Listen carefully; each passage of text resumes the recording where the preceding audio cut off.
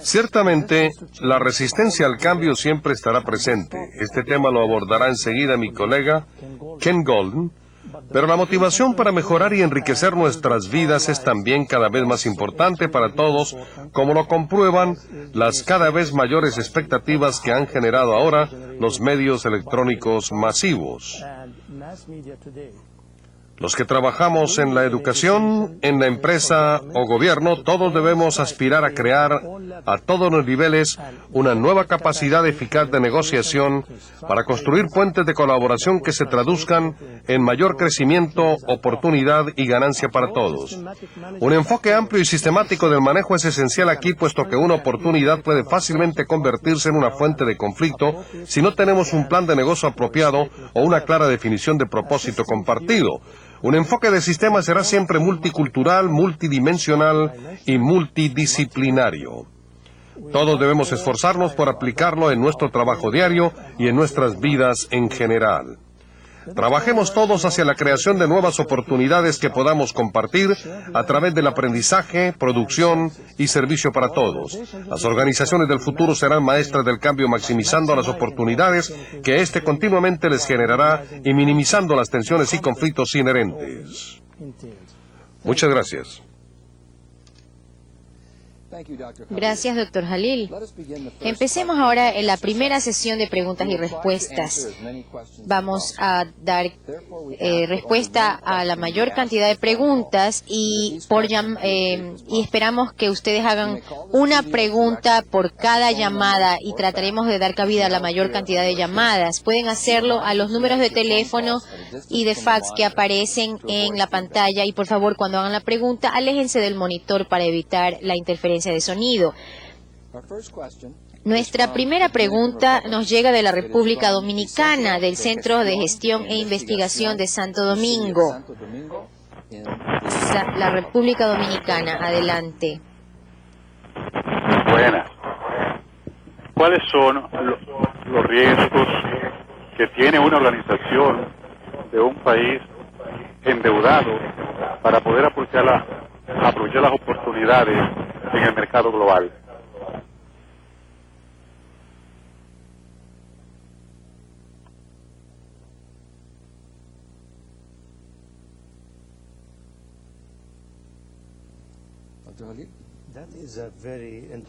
Su pregunta es sumamente interesante. Con la globalización, el mundo queda abierto a todos los países. Todos los países tienen acceso a este escenario globalizado. Y el problema de la deuda puede ser resuelto con facilidad si es que la organización puede funcionar a nivel internacional cuando, por ejemplo, aprovecha lo que se llama el crédito de los proveedores, es decir, que no puede pagar ahora en dinero duro al proveedor o al productor del producto si está comprando fuera de ese país, si está importando. Usted puede llegar a un arreglo, negociar para que él lo financie y con los fondos necesarios para que usted importe ese producto que necesita usted. Y entonces él recibirá pues crédito en términos de un plazo de 1 año o 2 o 3 para que usted reciba el producto y lo venda, y una vez que haya vendido el producto en ese plazo de 2 años o 1 año, entonces ya puede pagar el producto. Por fax tenemos una pregunta que nos llega de México, del Instituto Tecnológico de Tijuana, Baja California, México. Está dirigido al Dr. Jalil y tiene que ver con el problema del año 2000. ¿Qué impacto en particular o qué problemas prevé usted en cuanto a tecnología y a la inteligencia artificial en este próximo problema del año 2000? El Y2K, que es el año 2000, es un problema muy grave en Estados Unidos, en Europa Occidental y quizás en Japón también. Hemos podido abordar este problema, no necesariamente para resolverlo a un 100%, pero sí hemos logrado, creo yo, resolverlo a nivel de un 80 o 90%. Tal vez se presenten todavía algunos problemas. Me temo que en el resto del mundo los países no han podido todavía, o si han sido concientizados del problema, no han logrado resolverlo a nivel local con sus computadoras. Cuando aplicamos este problema del año 2000 a la inteligencia artificial, que es un tema que me apasiona, ya que estamos en Estados Unidos y este país es pionero en este campo, hemos podido realmente detectar y resolver el problema. Esperamos que cuando otros países empiecen a utilizar inteligencia artificial, entonces también van a poder resolver este problema con más facilidad y entonces van a tener un poco menos tropiezos. Lo importante es concientizarse del problema en Latinoamérica, el Medio Oriente y en Asia, porque puede constituirse en un problema bastante grave que afecte a nuestras oportunidades y nuestro progreso económico. La siguiente pregunta nos llega de España, de la Universidad de Alicante. España. Adelante, España. Hola, buenas tardes. Mi pregunta para el doctor Khalid es la siguiente. En un contexto como el actual, caracterizado por el cambio y la complejidad, ¿qué papel juega o ha de jugar la anticipación del futuro, la perspectiva, en la gestión estratégica de las organizaciones? Muchas gracias.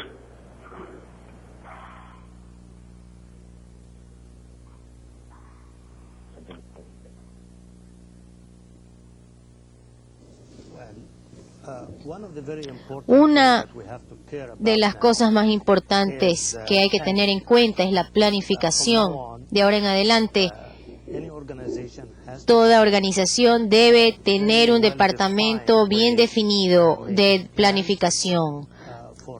Para la organización, planificación específicamente para descubrir y para aprovechar las oportunidades y también para anticipar los retos y los problemas.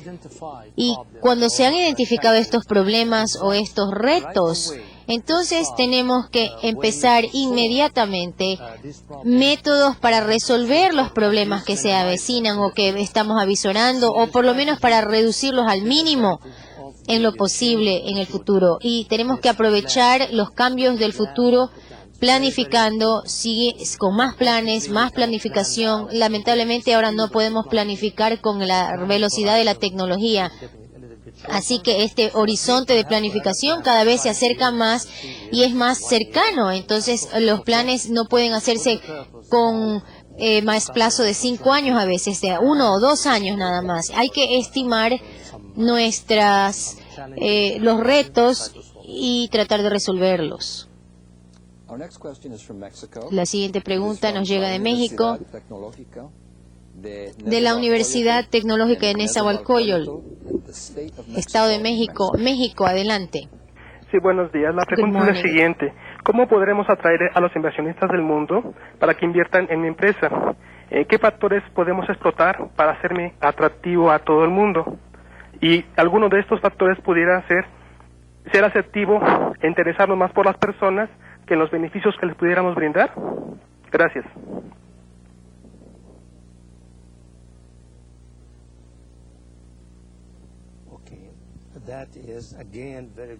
Muy buena su pregunta.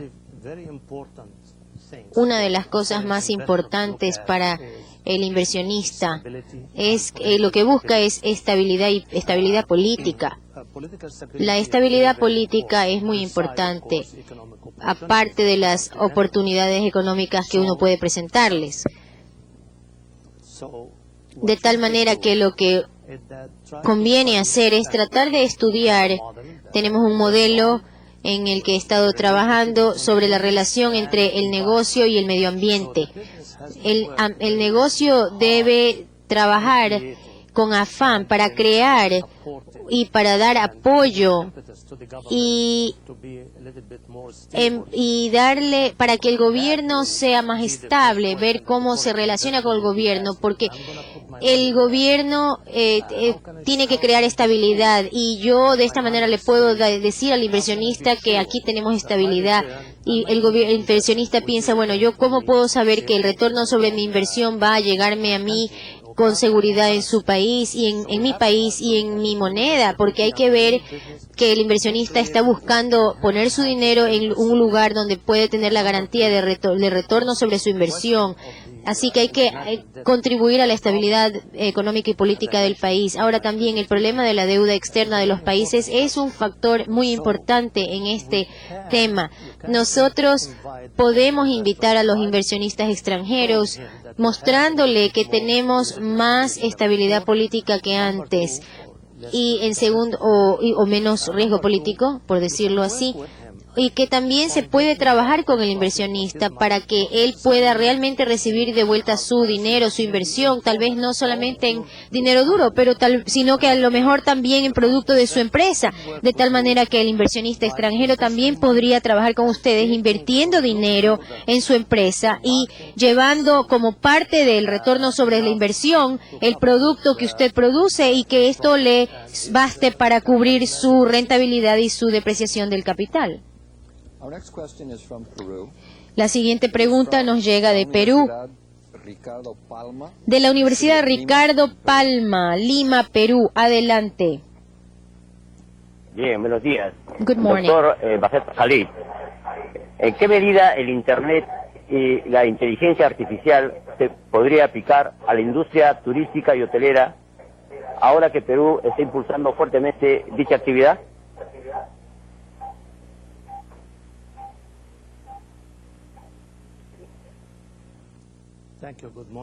Muy buenos días y buenos días a usted también. Muchas gracias.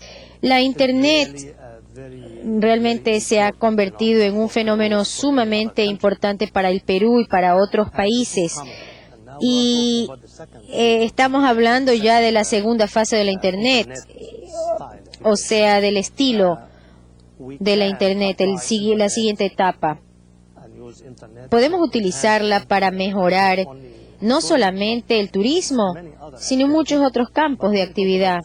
Pero si se refiere directamente al turismo, puede utilizar la Internet porque todas las instalaciones turísticas que tiene deben estar conectadas a Internet. La puede utilizar como medio de publicidad, para que como una facilidad que usted da a sus huéspedes, a sus clientes, y también como un medio para recaudar fondos para mejorar sus instalaciones turísticas, sus propiedades y servicios. Es una herramienta muy interesante y muy importante, y es la herramienta del futuro, de tal manera que hay que estar conscientes y tratar de aprender lo más posible sobre la Internet y utilizarla lo más posible. Dr. Golden, otra aplicación que hay de la Internet al turismo es la capacitación. Muchas industrias están desarrollando intranets, o sea, redes internas dentro de la organización que son de circuito cerrado dentro de la organización y protegidas por claves de seguridad, para que muchas personas puedan tomar capacitación que puede ser incluso interactiva. Hay mucho potencial para capacitación utilizando las intranets para la capacitación. La siguiente pregunta nos llega en inglés de Panamá, de la Universidad Tecnológica de Panamá. Adelante, Panamá. Hello, Panamá. Hello. De la Comisión del Canal de Panamá. Buenos días. Nuestra pregunta es, ¿cuál es el verdadero motivador para ¿por qué es que los países ricos quieren perdonar la deuda a los pobres? ¿Cuál es la verdadera motivación? Bueno, su pregunta es muy interesante. Los países ricos, los prestamistas, tienen muchos dineros, muchos fondos que se han prestado a los países prestatarios. En Latinoamérica, por ejemplo, hay muchísima deuda. Y en los últimos 10 años, desde que surgió el problema internacional de la crisis y que desde que surgió y emergió este grave problema, la mayoría de las instituciones financieras y los gobiernos que han hecho estos préstamos han estado preparándose, y principalmente Estados Unidos, Europa y Japón se han preparado para el día en que a lo mejor estos países no van a poder pagar. Esto no es lo que más les interesa o el mejor interés de estos países prestamistas. Los países que... El problema es que los países están endeudados y en quiebra, en bancarrota. Así que estas instituciones financieras y estos gobiernos van a tratar de perdonar la deuda. Tal vez no todos los préstamos, pero en parte sí. Es decir, convertir estos préstamos a donaciones, especialmente porque el sistema tributario en Estados Unidos puede permitir a estas organizaciones, si es que son sociedades privadas como bancos, por ejemplo, que desgraven parte de estas deudas como incobrables. Hay un modelo que quiero también presentarles más adelante, es el modelo de una situación donde todos ganan, donde las instituciones financieras deben tratar de aliviar la presión financiera que tienen los países endeudados, porque esos son clientes de esta organización financiera. Y entonces la organización financiera debe aliviar la deuda internacional para que estos clientes puedan crecer y puedan ser clientes viables para Estados Unidos y para estas mismas instituciones financieras. La siguiente pregunta nos llega de México. Instituto de Tepic, Tecnológico de Tepic. Adelante, México. Sí, buenos días. Buenos Del días. Tecnológico de Tepic, Silvia Aragón. Quisiera hacerles esta pregunta. Su opinión sobre lo que se dice que es sano y recomendable que haya conflictos en las organizaciones. ¿Hasta qué grado es bueno?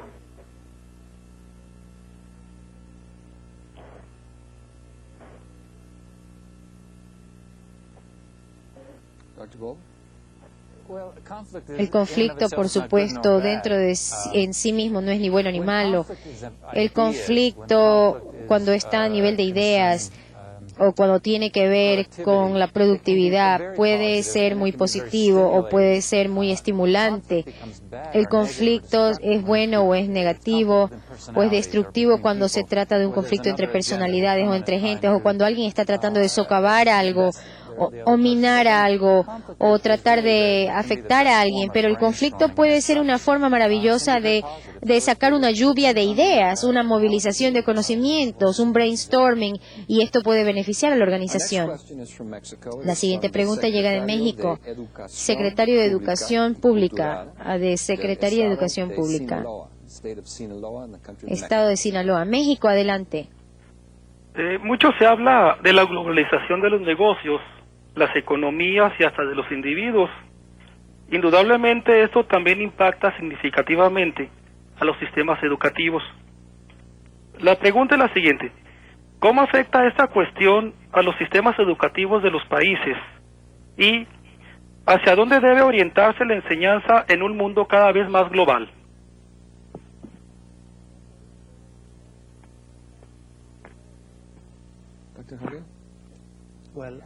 Bueno, pienso que también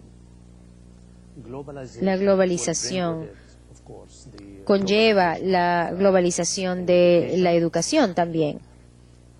Sin embargo, cuando nosotros hablamos de la globalización de la educación en particular o de la globalización, no significa que debemos desechar lo bueno que tenemos y adoptar todo lo demás indiscriminadamente solo porque es global, mundial.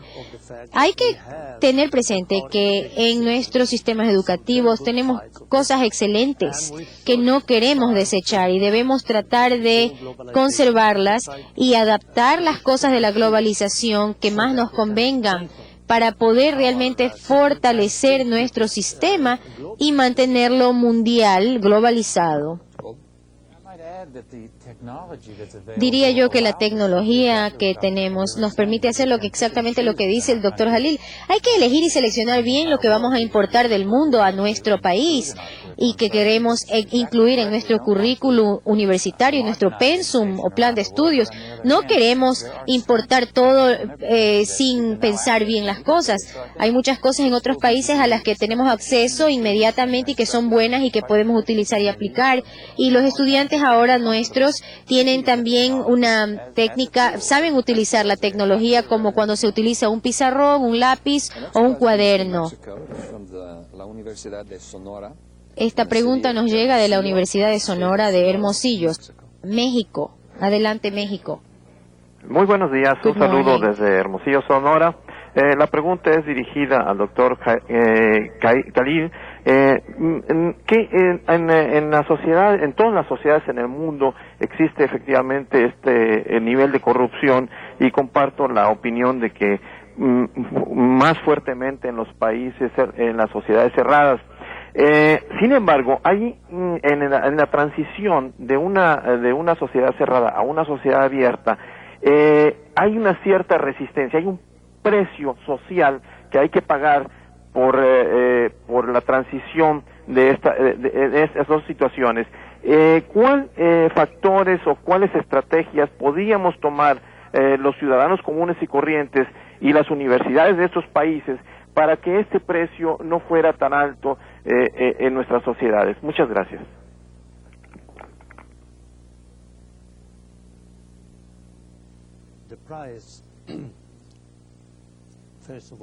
En primer lugar, el precio debe ser un precio pacífico. Debemos utilizar la paz, el diálogo, la educación. Debemos ser abiertos, aceptarnos mutuamente, tolerar los puntos de vista de los unos y los otros, y paulatinamente ir abriendo las sociedades para que el cambio se realice. Y a lo que yo me refiero como corrupción se pueda entonces reducir al mínimo sin que haya tumultos sociales o costos sociales grandes. Así que la apertura es muy importante, la apertura de mente, y podemos utilizar la Internet y las nuevas tecnologías como herramientas. Hay que tener la mente abierta a las nuevas ideas. Algo muy importante es estar abierto sin temer, sin violencia, sin tratar de obligar y forzar nada a nadie. Y tampoco obligar a que otra persona vea las cosas como uno las ve. Hay que educar a la persona, y una vez que hemos logrado educar a la gente, entonces nuestras economías van a ser más abiertas y la corrupción va a disminuir, en la cual que está tan metida en muchos países. Esta corrupción va a ir disminuyendo. Esta pregunta nos llega de Bolivia, de la Universidad Privada Boliviana de Cochabamba, en Bolivia. Sí, adelante, días. Bolivia, buenos días. Good morning. Sí, buenos días, un saludo para los expositores. Me gustaría saber la opinión de ambos respecto a cuál será el papel que desempeñe la persona individual dentro de este proceso de globalización, y de qué manera el resultado de este proceso va a afectar los derechos fundamentales de las personas. Gracias.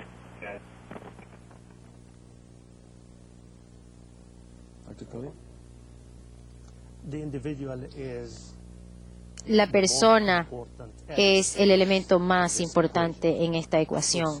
Debemos empezar con el ser humano, la persona.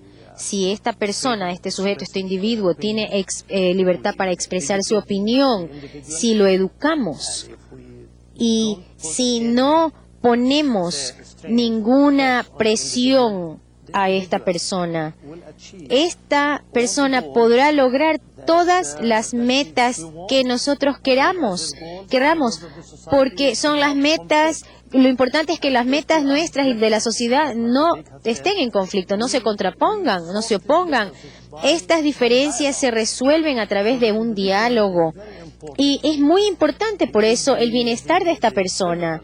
La persona es el elemento clave, base nuclear de la ecuación. Hay que darle educación, hay que darle seguridad, confianza para expresar la opinión y darle oportunidad para que crezca y para que crezca su pensamiento. Y esto ocurre, y si la persona es madura, entonces la oportunidad será extraordinaria. Quiero agregar que cuando el cambio se inicia a nivel del individuo y si a esta persona se le incluye en el proceso de cambio desde el comienzo, esos son los cambios pero muy duraderos. Como dice el doctor Jalil, el cambio se inicia en la persona. Muchas gracias. Empezamos ahora con el segundo módulo en el que el doctor Golden va a hablar sobre la forma de pronosticar las fuentes de resistencia al cambio y las técnicas para reducirla.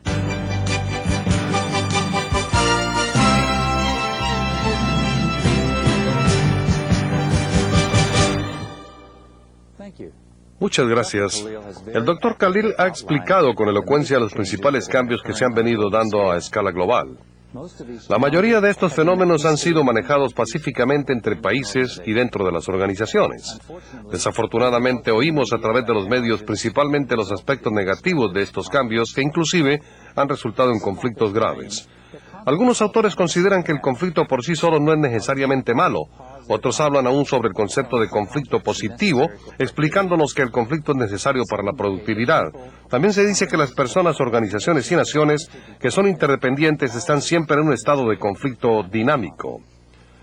Independientemente de la forma que lo querramos ver, el conflicto sí parece ser un producto natural del cambio. Es solo cuando el cambio se maneja inadecuadamente que surge el conflicto afectando relaciones, grupos familiares, organizaciones y comunidades. Pero manejando bien el cambio puede resultar en grandes oportunidades como las describió el doctor Khalil. En mi presentación quisiera salirme del enfoque macro o global del cambio y orientarme hacia un enfoque más micro o dirigido para analizar el impacto de estos cambios a nivel de las organizaciones y las personas dentro de ellas. Todas estas tendencias globales han venido creando cambios significativos en las vidas de los trabajadores en todo el mundo. Y si usted ha sido gerente o administrador por algún tiempo, usted sabe que el cambio no se implementa fácilmente en las organizaciones. El conflicto en forma de resistencia casi siempre acompaña al cambio organizacional, aun cuando éste se planifica. Yo hablo seguido con estudiantes de administración y con nuevos gerentes que dicen que si el cambio se planea cuidadosa y científicamente, no se generará resistencia y por lo tanto no habrá conflicto. Esto es lo que los psicólogos llaman buenos deseos. El negar la posibilidad de que se genere resistencia a la vista de los tremendos cambios sociales, técnicos y organizacionales que les estamos pidiendo a nuestros trabajadores sería incauto. El ignorar este potencial de resistencia y conflicto puede acabar hasta con el programa de cambio mejor organizado y bien intencionado del mundo. En mis comentarios, quisiera enfocarme hacia la resistencia que siempre se asocia con el cambio planificado. Mis objetivos son dos. Primero, aumentar la conciencia y capacidad para predecir las fuentes de resistencia al cambio. Y segundo, proponer algunas técnicas y estrategias prácticas para reducir esta resistencia al cambio.